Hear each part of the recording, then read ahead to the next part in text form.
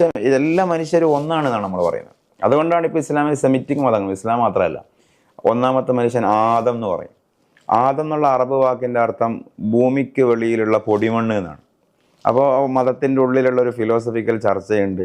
ഇത്രയും വലിയൊരു സ്പെഷ്യൽ സൃഷ്ടിയെ ദൈവം സൃഷ്ടിക്കുകയാണെങ്കിൽ വല്ല പൊന്നുകൊണ്ടോ മരതകം കൊണ്ടോ മാണിക്യം കൊണ്ടോ ഒക്കെ സൃഷ്ടിക്കണ്ടേ? എന്തിനാണ് ഈ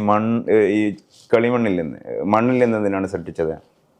അപ്പോൾ അതിൻ്റെ ന്യായം പറഞ്ഞത്, ലോജിക്ക് പറഞ്ഞത്, ഒരു ലോഹത്തെ മറ്റൊരു ലോഹത്തിൻ്റെ ഒപ്പം കൂട്ടിമുട്ടിക്കാൻ, ഇപ്പോൾ ഒരു കല്ലിനെ വേറെ കല്ലിൻ്റെ കൂട്ടത്തിൽ കൊണ്ടുവിട്ടാൽ ഏതാണ് ആദ്യമുള്ള കല്ല്, ഏതാണ് രണ്ടാമത്തെ കല്ല് എന്നുള്ളത് മനസ്സിലാവും.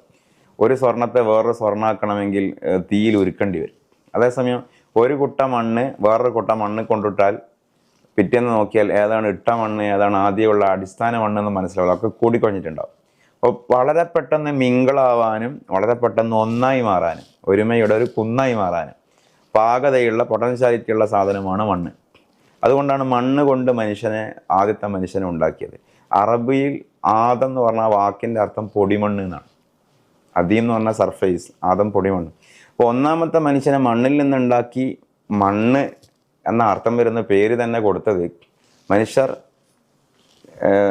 ദൂരങ്ങളെ, കാലങ്ങളെ, irrespective of all criterias, all human being are alike and same എന്ന ഈ ഒരു തത്വം മുന്നോട്ട് വെക്കാനാണ് വാസ്തവത്തിൽ മണ്ണിൽ നിന്ന് മനുഷ്യനുണ്ടാക്കിയത്.